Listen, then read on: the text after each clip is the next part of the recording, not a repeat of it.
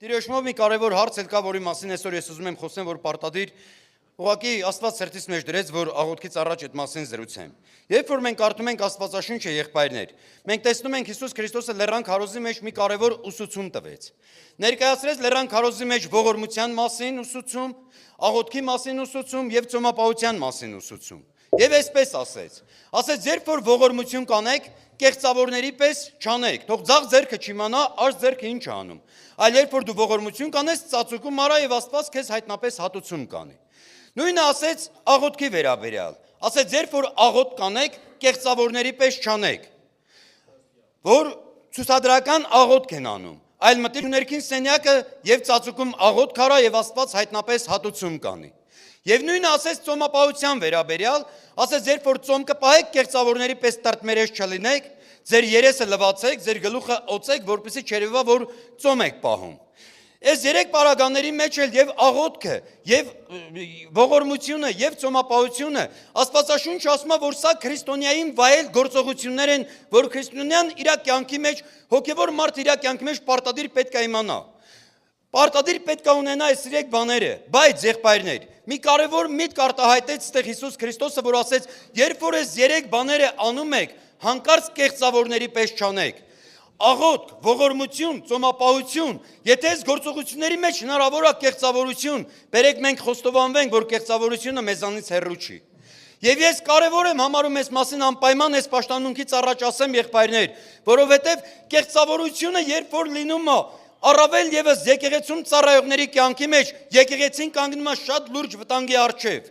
Ինչ է իրանից ներկայացնում կեղծավորությունը։ Աստվածաշունչը ասում է հետեւյալը, որ կեղծավորությունը դա հաճեցնում է մարդուն։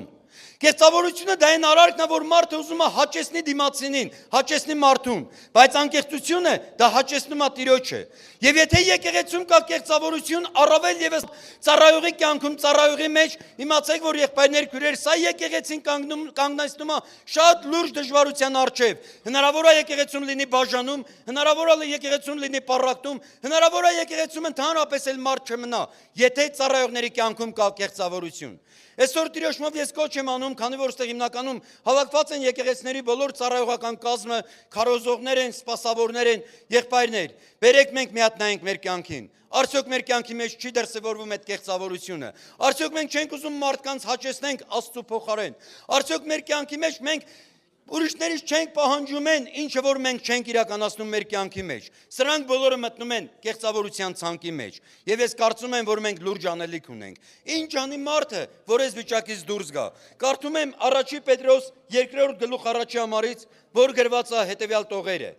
Ուրեմն մեկդից ձգելով ամեն չարություն եւ ամեն խաբեություն ու կեղծավորություն նախանց ամեն չարախոսություն նորածին մանուկների պես բանական ու անխարդախ կաթին փափագեք, որպեսզի նրանով աճեք մինչև փրկություն։ Եղբայրներ, փառք մեր Տիրոջը։ Աստվածաշունչը ներկայացնում է ճանապարհը, որ ինչ անի մարդը, որ դուրս գա կեղծավորությունից, որ մարդը պետք է հետևողական լինի Աստծո խոսքին։ Ինչպես առավոտվա աղոթքաժողովից հետո Մամիկոն եղբայրը ասեց, որ մարդը պետք է